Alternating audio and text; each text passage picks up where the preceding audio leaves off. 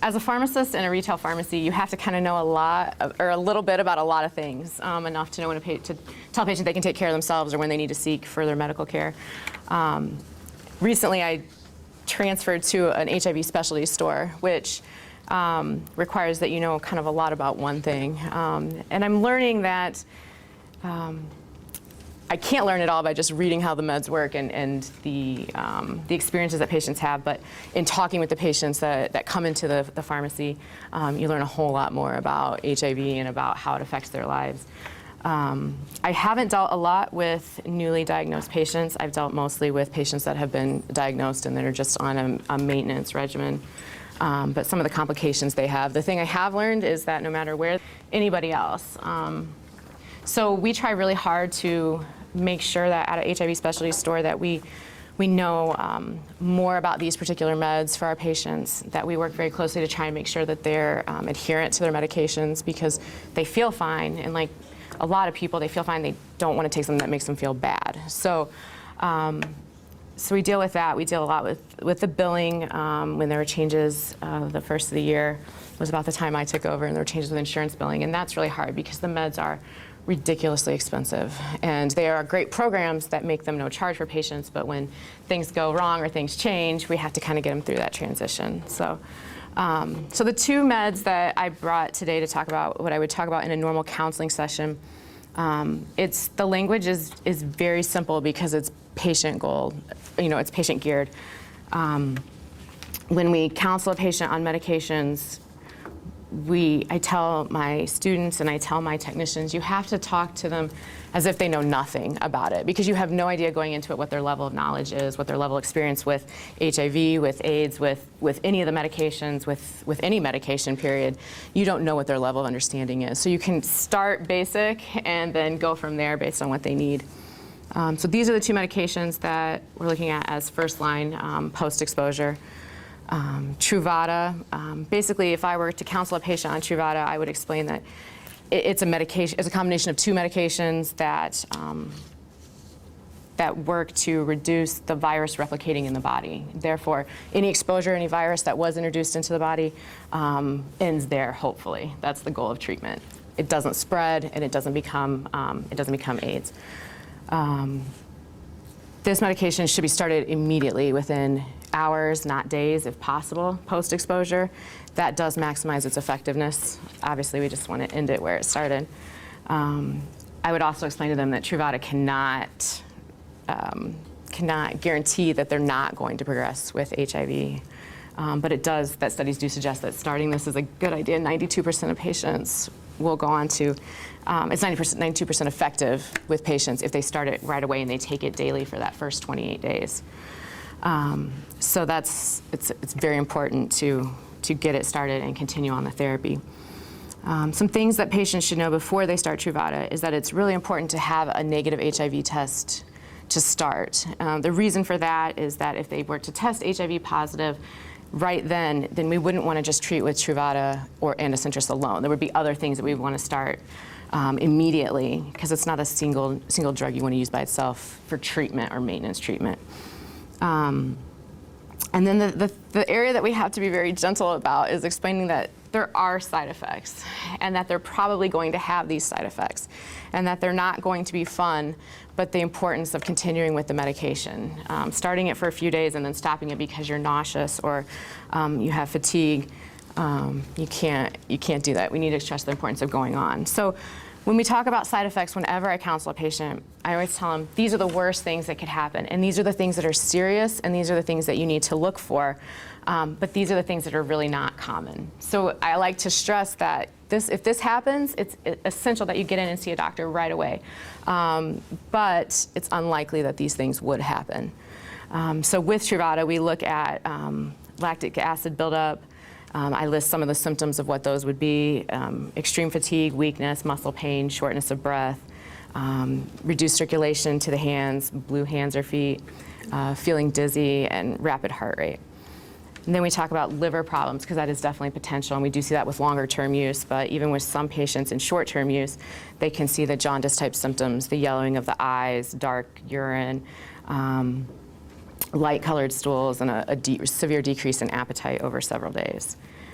And we also talk about other conditions. So like if they are a patient that has hepatitis B or kidney problems and they start this medication, they may see a worsening of those conditions. So we need to monitor those patients closely. And then for long-term use, if it is something patients were to start on, we would look at maybe changes in bone density and changes in body fat, positioning in the body, more accumulating around the abdomen.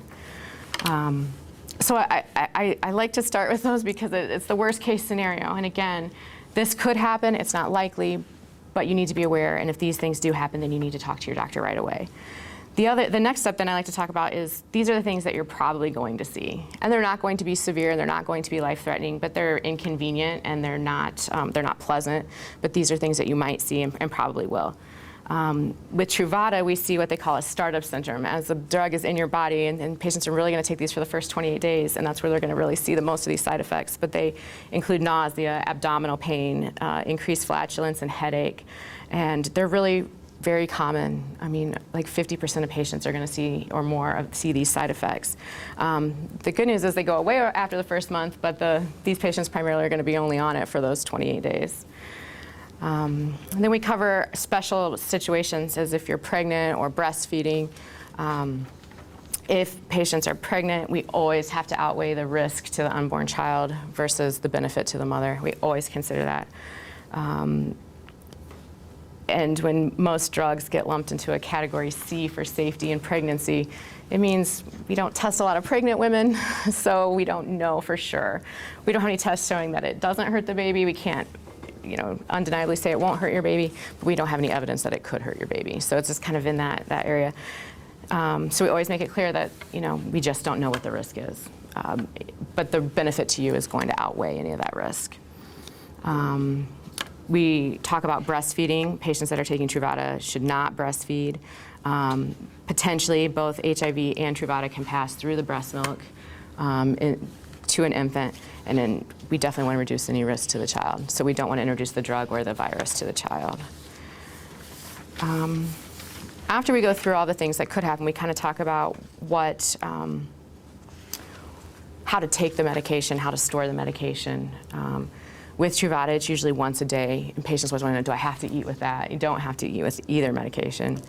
But we do stress taking it at the same time every day. That's important to maintain consistent blood levels and make the drug give maximum effectiveness. And then we always talk about what to do if a patient misses a dose. Some medicines, maybe you do want to double the dose if you forgot. Some medications, it kind of depends on how late you are in taking the dose. It's better to just skip it and take it the next day. So it depends on where that is. So we talk about those what-ifs would happen for a patient. And then we talk about other things that could complicate it. So what should I avoid while taking the medication that I'm taking? We would talk about behaviors that could possibly transmit HIV during that time frame, during that treatment. So unprotected sex, personal items that may have bodily fluids on them, or sharing or reusing needles or other injection equipment. And again, we go back to stressing the importance of not missing doses. Avoid missing those. You have to take it at the same time. You have to take it every day. And then there's a whole long list of drug interactions and things that we want to avoid. And I could throw that at a patient, but it's a lot easier just to say, call me. If you're going to start something new, tell me what you're taking now.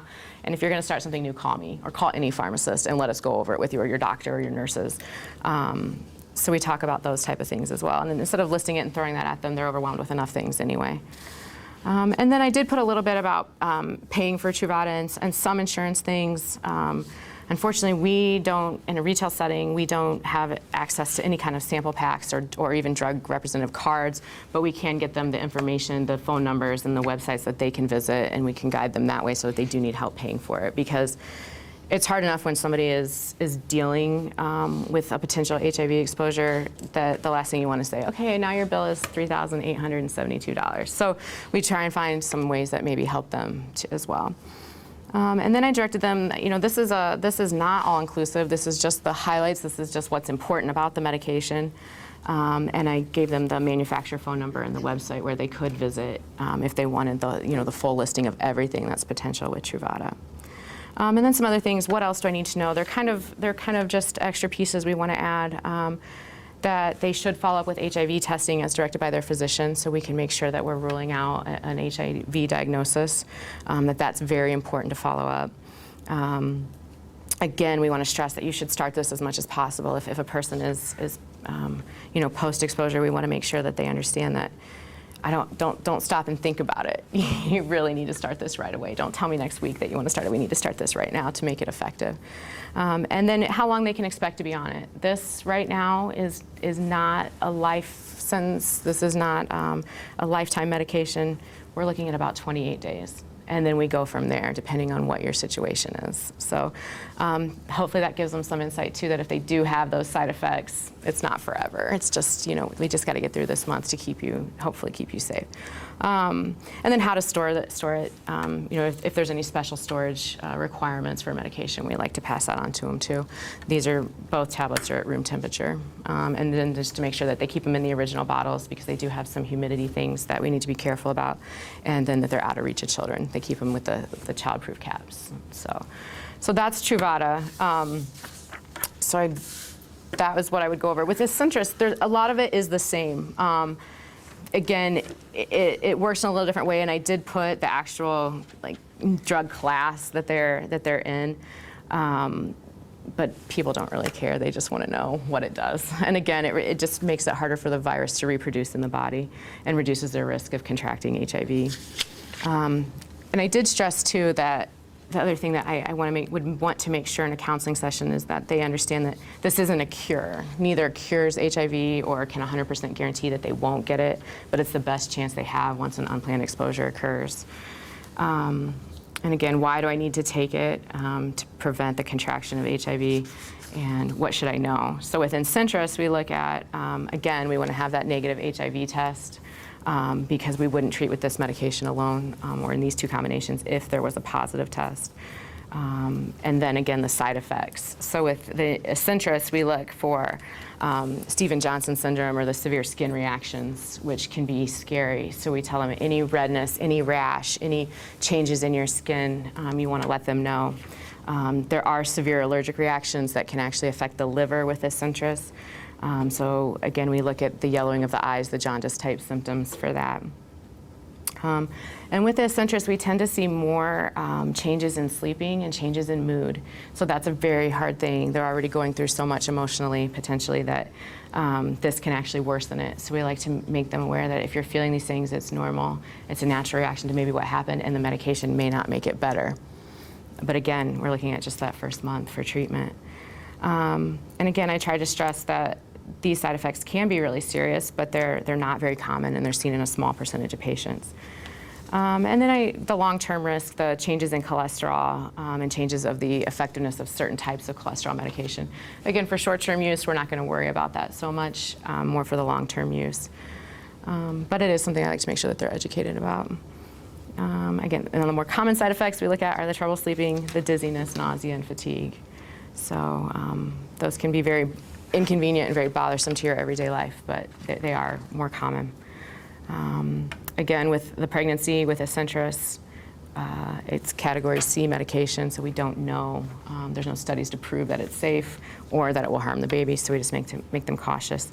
And again, they should not breastfeed while taking Adherence. Adherence is usually taken twice a day, and I like to stress something to remind them that in studies, they show that if patients can take something once a day, they'll pretty much take it. It's easy. I do it when I get up in the first thing in the morning or right before I go to bed. I do it once a day. When drugs go to twice a day or 3 or 4 times a day, that adherence kind of wears off. So they found that when patients are started on this regimen, they'll take their Truvada and their first dose of Adherence almost every day.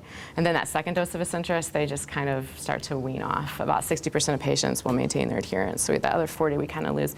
So the importance of stressing that you do have to take it twice a day. So if you can do something that you do twice a day every day, brush your teeth, or when you get up and when you go to bed, something that you do consistently every day, tie it to that so that they don't forget. And again, that we try and get it to the same time every day, just so that those blood levels do remain consistent. And then if you miss a dose, we do want them to take it as soon as you remember, unless it's time for the next dose, and then we would just go to that dose. Adherence, nice thing about Adherence is it does come in a couple different dosage forms, chewable tablets, film-coated tablets, and a suspension. So I just like to make that aware for patients if they say, well, I really have a hard time swallowing pills. That's honestly a concern for me. Then there are other options for them as well. And then not to double up on doses if they forgot the morning dose, not to just take 2 in the afternoon. So, again, we look at what other things do they need to avoid while taking the medication. And again, it's the unprotected sex, sharing personal items, and then sharing or reusing needles. We like to stress that again. We talked about missing doses, and then again, following up with your doctor or pharmacist before you start any other medications. More information on where they can visit for help paying for their prescription through Merck, and the website where they can get more information about the medication. And then again, we stress that we need to follow up with your doctor, make sure that you're getting the HIV tests repeated, and then stressing again that you need to start it as soon as you can after exposure and follow through those 28 days. And then I think the biggest thing that I like to do for my patients is not throw this all at them and then say, okay, be well, have a good day. It's, I am here whenever you need me. Here's my card. I'm Sarah. I'm your pharmacist. Whatever you need, you can call me. And even patients that call on the phone, I didn't get it filled at your pharmacy. I went to somewhere else. That's fine. Call me. Whatever you need. We're always here. And if I'm not here, call one of my 24-hour pharmacies because they can see what I can see. And so if you do get your meds filled here, we're accessible to you there. They have the same information they can help you with. So those are the big things. I think as a pharmacist too, sometimes it's more than just the meds and just the incidents that have happened. I have had experience with one lady who was a occupational stick, a needle stick. She's a waitress at Cracker Barrel and was stuck by probably a diabetic syringe that somebody left on the table uncapped. And she was just terrified. I mean, and so at that point, I wasn't just her pharmacist. I didn't just know about the meds. She just wanted somebody to tell her it was going to be okay. And I said, well, these are the right meds. This is the right treatment. This is the best that you can do at this point. In the situation you're in, it's probably very unlikely that you're even exposing yourself to somebody that had HIV. It's probably very unlikely that they had, any virus, hepatitis, HIV. And even if they were positive, the risk of transmission is still low, and now you're treating yourself, you're taking care of yourself. And so the risk is very slim. And at that point, she just wanted somebody that had, some medical background to tell her, I'm probably gonna be okay. Yeah, and to listen, it was very concerning to her. She's like, I'm just a waitress in a restaurant. I don't expect this. I'm not a nurse, I'm not a doctor. I don't expect this to ever happen. And it was terrifying. And I think, and my tech that was there too, that's a huge part of their job, is to listen and to offer educated guidance to what they can do and that they're doing the right thing, and to, just to reassure them that we're here for them if they need it, so. I would recommend, because of the risk of liver damage with both of these medications, as much as possible, I would avoid using it while taking these. And again, I try to stress too, this isn't forever. This isn't forever. Hopefully this isn't forever for you. This is short term, but yeah, I would definitely recommend avoiding alcohol with both of them. We do so many things to take care of ourselves and prevent things from happening. And yeah, while you take the medicine, you're probably not gonna feel great, but if it's that simple thing you can do, I mean, take these and it reduces your risk by 92%. I'm not afraid.